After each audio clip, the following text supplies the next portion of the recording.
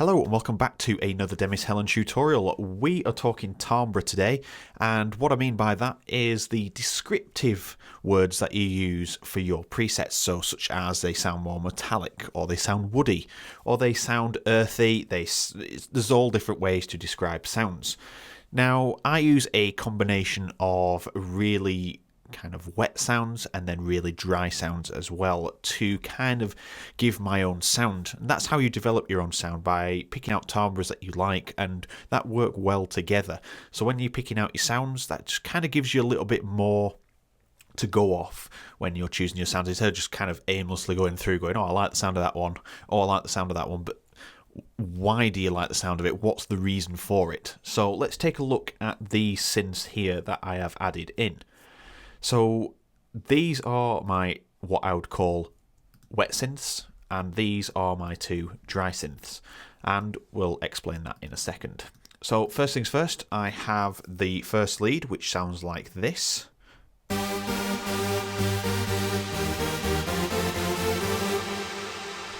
So as you can see by the suggested name, it's kind of 90s sounding. It's got a little bit of pitch modulation in there just to kind of give it that old school feeling, and it's got quite a lot of body, and by body I mean the weight underneath. It's got a lot of low end in there, but not too much, so it can be used to kind of take your synth lower if needed. Then the next one is roughly the same, but it's a little bit drier, but it's still got some reverb on there and it's thinner.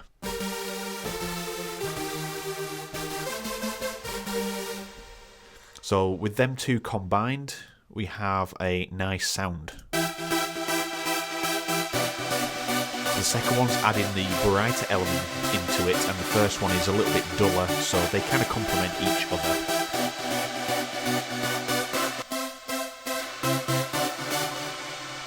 Okay, and then moving on to the third lead.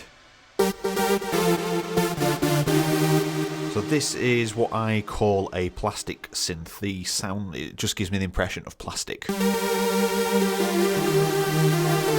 that's where the kind of descriptive words go crazy between different artists, because everybody sees things in a different way.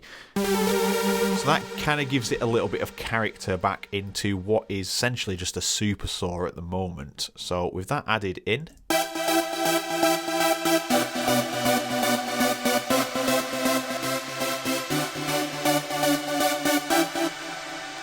so that is what I would call the presence synth as well. So that's the one that kind of stands up at the front.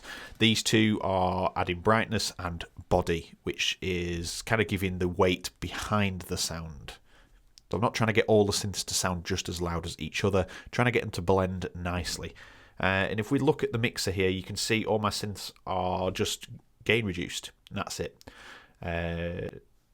There's these two last dry ones that I've got some saturation on and some delay, but we'll talk about that when we get there. So the next one in the list is this one. A more plucky sound. So I have the option to open and close the filter. At the moment it's closed.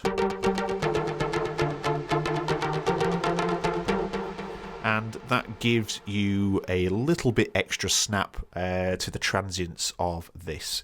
So if, again, we solo these and play them. So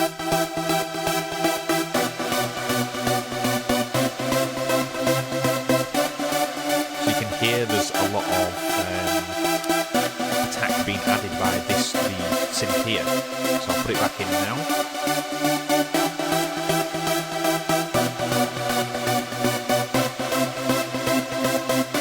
So it's not taking an upfront roll. I'm not trying to get these to all sound the same volume, but what it's doing is adding a little bit of click onto the start of your transient. Then we have the next trance lead here.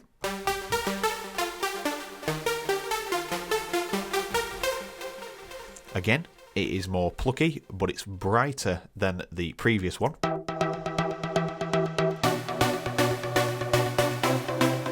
Very short. There's less reverb and there's less delay. It's less obvious. Whereas this has copious amounts on. And let's just solo all these synths, and I'll add it in on the second time round here for you.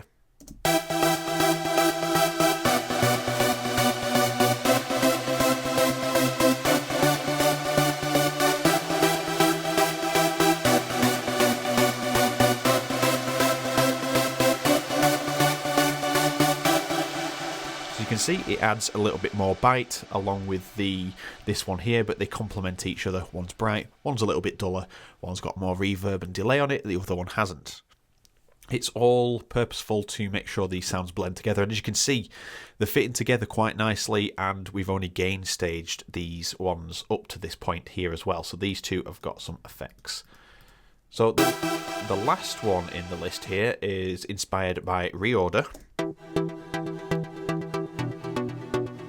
And again, it's plucky, it's distant, it's quite set back into the mix, it's quite wide as well, whereas these other ones here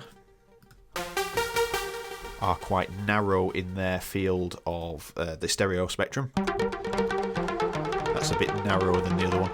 So that's the widest, second narrow, and then this is pushed quite back and it's quite wide.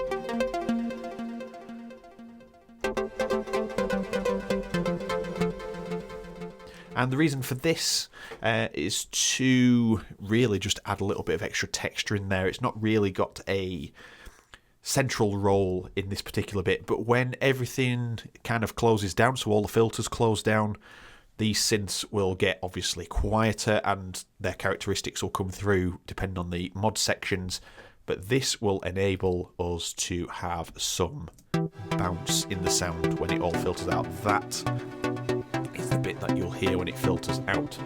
But it does add texture to the rest of here, so if we solo these, play it through, and I'll add it in on the second time round, and you'll see just exactly what it's doing.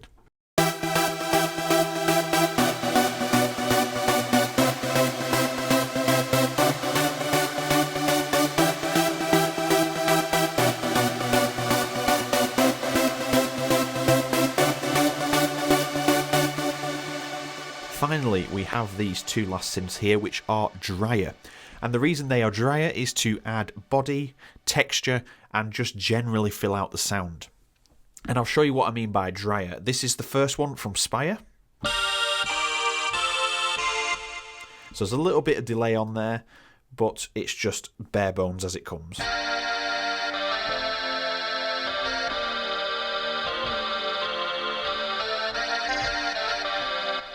And it's technically a sound that people would just look at and go, why is that in the pack? That is awful.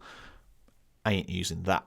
Now, this adds character into the back of the track.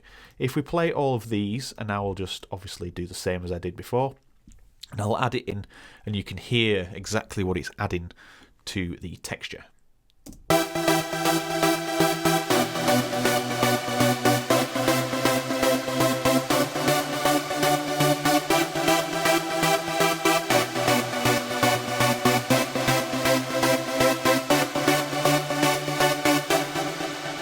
So it's adding some, what should we say, squelch into the sound. It's a little bit nasally, almost oboe-y, and that is just adding some texture to the sound. So it's not necessarily going to stay at that volume.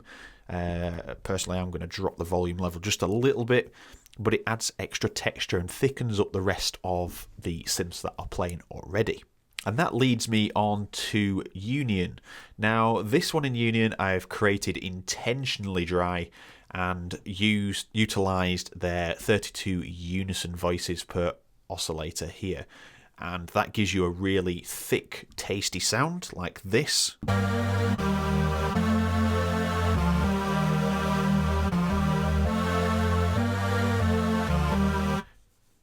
And again, I would see plenty of people avoiding that preset going, I can't find a use for that, that is no good to me, it sounds horrible. And usually they'll attribute the horrible sound to it, the lack of reverb and delay possibly, brightness is probably another thing that you would probably avert your eyes from. But this, again, same as the Spire, is to add body and texture to your mix. Now, both of these synths, Spire and Union, are both capable, more than capable, of creating a really nice, luscious synth sound. But I've intentionally used these two to demonstrate how powerful they are in terms of creating a dry sound. And this is really what it sounds like. It adds the texture and the character. So let's play it again and we'll add this in.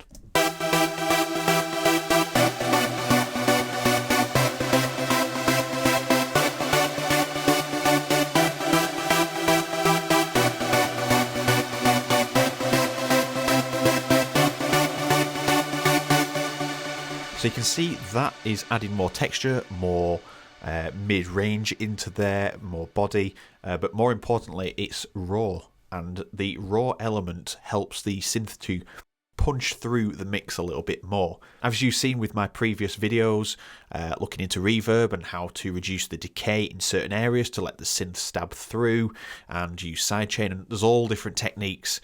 This is another one that will enhance all of those techniques by having actual dry sounds in there as well. Because if all your synths are covered in reverb and delay like these, you're going to find it a lot more difficult to make that synth pop through the mix. Whereas if you have sounds like this, they are raw and will pop through. You can make them brighter if you want. It's entirely up to you, but I'm using these intentionally without brightness. I would say that's brighter, but I'm using it an octave lower down, and it is not as bright. So these two synths really finalise this whole thing. Now you can use any synth. You can use Serum. Serum would be great for making some dry synths because you have to obviously go to a separate effects page and add things in. It's not like Synth where you can quickly add them in from the same screen. You can just simply make a dry synth from the main screen. June 3, Nexus, just turn off all the delay and reverbs. Plenty of things you can do. And that will add texture into your mix. That doesn't just apply to trance, it doesn't just apply to synths, it can apply to your bass. Use a really dry bass with some mid basses with lots of delay and reverb on, and that will help your bass drive better because there's nothing to kind of cloud over it and soften it up. It's just raw as it comes. And you can use this on percussion techniques. You can even use it on vocals because vocals have texture and you can add different effects to do that. So there's many options that you can cover. The next part of the video is going to be aimed at creating texture and enhancing texture using inserts, various saturation techniques and compression, EQ, how to shape the sounds and think about the timbre at the same time. So that will be part 2 of this. We have got a little clip here and I've just used some saturation to beef up the union sound here. So if we just listen to that.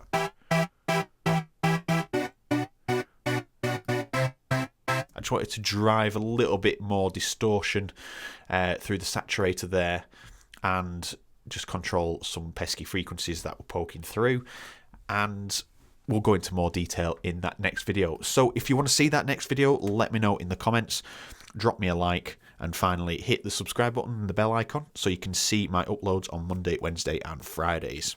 So thank you very much for watching and I will see you in the next video.